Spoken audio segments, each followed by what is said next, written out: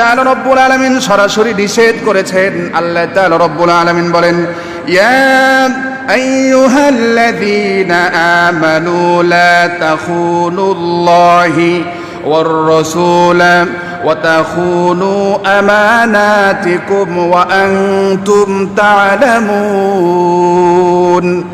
আল্লাহ তাআলা রব্বুল আলামিন বলেন, তোমরা জেনে বুঝে আল্লাহ এবং তার রাসূলের সাথে বিশ্বাসঘাতকতা করবে না।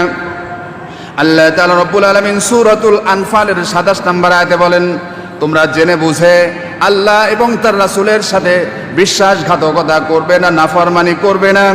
আর খবরদার খবরদার, তোমরা আমানতের খেয়ানত করবে না। আমানতের খেয়ানত করতে আল্লাহ তাআলা নিষেধ করেছেন।